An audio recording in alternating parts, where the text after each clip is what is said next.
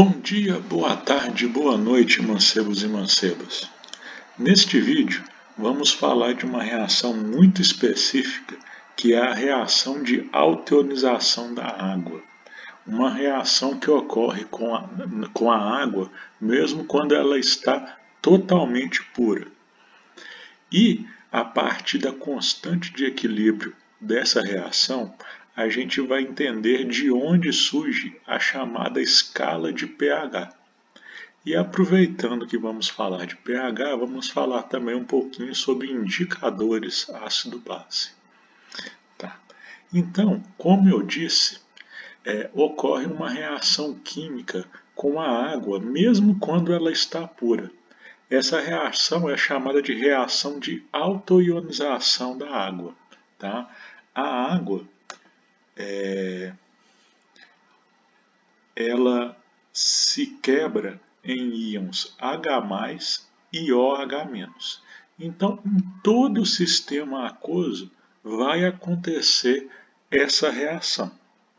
A 25 graus Celsius, que é uma temperatura que a gente toma como referência, que seria a temperatura ambiente, a constante de equilíbrio dessa reação é 1 vezes 10 a menos 14.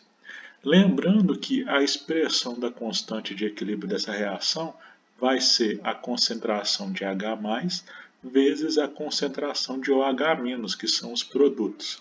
Tudo elevado a 1, porque foi os números que usamos para balancear. Não aparece o reagente aqui, a água, no denominador, porque aqui, ó, aquoso, a água seria o próprio solvente do meio, então em uma quantidade muito maior em relação a os solutos aqui. Tá? Então, tem espécies no estado aquoso, a água líquida não entra na expressão da constante de equilíbrio. Tá. Na água pura, a única coisa que vai dar origem a íons H+ e OH- é essa reação de autoionização da água. Então, se H+ vezes OH- tem que dar 1 vezes 10 a menos 14, pois esse é o valor da constante de equilíbrio. E na água pura, a única coisa que dá origem a H+ e OH- é essa reação, elas são produzidas na proporção de 1 para 1, ou seja, vão estar em quantidades iguais na água pura. Então, na água pura, a quantidade de H+ é 1 vezes 10 a menos 7 e de OH- é 1 vezes 10 a menos 7. Multiplicando os dois, dá a constante de equilíbrio 1 vezes 10 a menos 14. Tá? Bem, eu já tinha falado outra vez que em química, quando a gente trabalha com números muito pequenos ou números muito grandes, para evitar trabalhar com exponencial, 1 vezes 10 a menos 7, 1 vezes 10 a menos 10, para evitar trabalhar com esse vezes 10 elevado a não sei o que, a gente usa a chamada função P. A função P é menos logaritmo de alguma coisa. Tá? Então, quando a gente está falando, por exemplo, de pH, é menos logaritmo da concentração de H+. A gente pode falar também de pOH, que vocês devem ouvir falar menos, vai ser menos logaritmo da concentração de OH-. Lembra lá que a gente chegou à conclusão que na água pura, tanto a concentração de H+ é 1 vezes 10 a menos 7, como a concentração de OH- é 1 vezes 10 a menos 7? Então a 25 graus Celsius, o pH vai ser log de 1 vezes 10 a menos 7, menos 7, com menos na fórmula 7. E pOH a mesma coisa. Menos log de 1 vezes 10 a menos 7 vai dar 7. Tá? Se você reparar que a soma deu 14 e vai ser sempre. Em todo o sistema aquoso, a soma de pH mais pOH vai dar 14. Assim como multiplicar as concentrações de H+ e OH- dá 1 vezes 10 a menos 14, somar pH e pOH vai dar 14. Tá? Então, em qualquer sistema aquoso, eu vou ter sempre concentração de H+ vezes OH- igual a 1 vezes 10 a menos 14 e pH mais pOH igual a 14. Tá. Eu falei que na água pura concentração de H+ é igual a de OH-, e elas duas são 1 vezes 10 a menos 7. E o pH é igual ao pOH e os dois igual a 7. Isso na água pura. Mas, se você adiciona alguma coisa à água, dissolve alguma coisa na água, essas concentrações podem mudar de H+ e OH-, mas sempre será obedecida essas duas relações aqui, se é a água a temperatura ambiente. H+ vezes OH- é 1 vezes 10 a menos 14 e pH mais pOH é 14. Disso surge a nossa chamada escala de pH aqui. Então, por exemplo, quando eu tenho a água pura, eu tenho o chamado meio neutro, que é essa situação aqui, ó, concentração de H+ 10 a menos 7 ou H- 10 a menos 7. Concentrações de H+ e OH- iguais, o meio não é nem ácido nem básico, eu tenho um meio neutro, pH 7, pOH 7.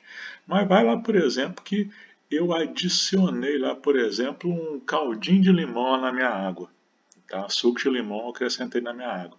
O pH, a concentração de H+, por exemplo, pode aumentar lá para 10 a menos 3.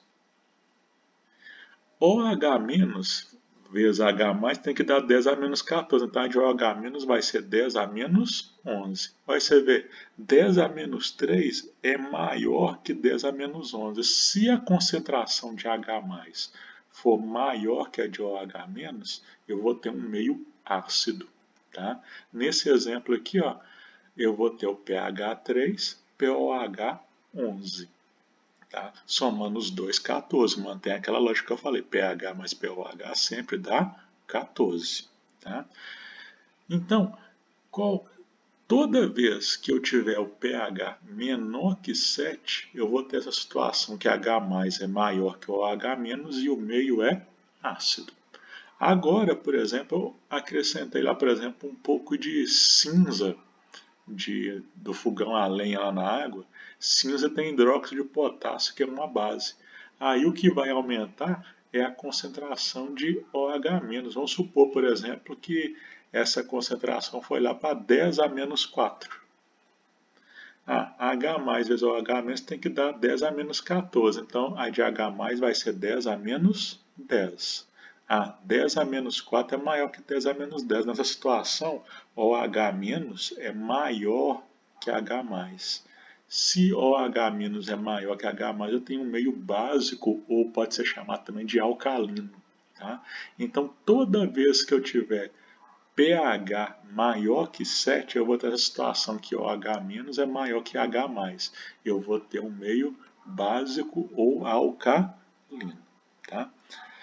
A escala que eu apresentei para vocês aqui, ela está presa entre 1 e 13, tá? Mas você pode assistir com esses valores entre o pH 1 e 13. Mas existe pH 0, pH negativo, tá? Quanto menor pH, mais ácido. E também vai existir pH 14, 15, 16, que eu não apresentei aqui nessa tabela. Quanto maior pH, mais alcalino, mais básico, tá bom? Aqui é só uma limitação de espaço mesmo, os valores que a gente apresentou nessa tabela, tá bom? Tá. Agora, como descobrir o pH de um meio? Para isso, existe os chamados indicadores ácido-base, que são substâncias que apresentarão coloração diferente dependendo do pH do meio a que elas são submetidas. Um exemplo é a fenolftaleína, que ela é rosa em meio básico e incolor em meio ácido. Mas ela só tem essas duas variações de cores, então ela só serve para identificar isso. Ácido básico, não dá para identificar valores, tá bom? Outro também indicador que só serve para fazer essa dualidade ácido-básico é o chamado papel de tornassol. Tá? Ele é vermelho em meio ácido e azul em meio alcalino, meio básico. Tá bom?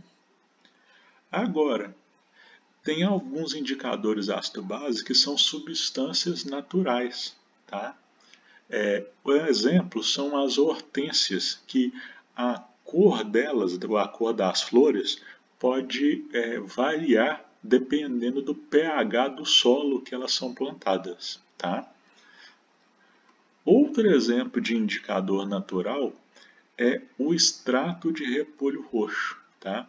Se você ferver algumas folhas de repolho roxo em água e a essa água, que vai formar ali o chamado extrato de repolho roxo, você adicionar substâncias ácidas ou básicas, a cor daquela solução vai mudar. Tá? Então, ela varia aí, dependendo do pH, em cores como vermelho, violeta, azul, verde, amarelo, dependendo do pH do meio. Tá? Então, nesse desenho aqui, ó, eu tenho aqui em cima mostrando várias cores que podem ser apresentadas pelo extrato de repolho roxo, dependendo do pH. E aqui alguns testes que foram feitos com algumas substâncias. Então, por exemplo, a água pura, o cloreto de potássio, o nitrato de sódio e o cloreto de amônio apresentou uma cor violeta. Então, o pH delas deve estar entre 3 e 9, algum valor desse aqui. Tá? Como a diferença de cor é muito sutil, não dá para julgar tão bem, não. Mas, por exemplo, o acetato de sódio e o bicarbonato de sódio, a solução deles em água, quando entra em contato com o repolho roxo, apresentou uma cor azul. Claramente é o pH em torno de 11 aqui, que essas soluções têm. Tá bom? Agora, em laboratório, ou quando você vai fazer, por exemplo, a correção de pH de um aquário, de uma piscina, você precisa saber o valor com mais precisão. Tá? Existem aparelhos eletrônicos que fazem essa determinação, mas para não ter que gastar tanto, existem alguns dispositivos práticos, como o chamado indicador universal. O que é um indicador universal? É uma tirinha de papel, tá? Que vai ter vários quadradinhos. Tá? Cada um desses quadradinhos está impregnado com um indicador ácido-base diferente. Tá? Na indústria que fabricou esse papel, eles fazem o teste lá com vários pHs e veem que cor fica cada quadradinho dependendo do pH. Aí, na caixinha do produto, tem um gabarito com as cores que cada quadradinho deve ter em diferentes pHs. Então você vai lá, coloca sua tirinha numa solução que você não sabe qual que é o pH, por exemplo, a água da sua piscina. Tá? Cada quadradinho vai adquirir uma cor, você vai lá e compara com o gabarito da caixinha.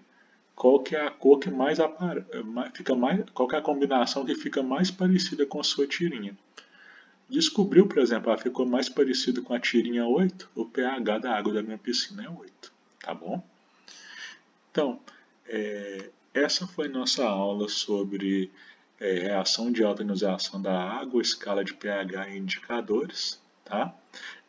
Na sequência, você deverá fazer algumas atividades, exercícios não avaliativos e, na sequência, o exercício avaliativo dessa unidade. Até a próxima!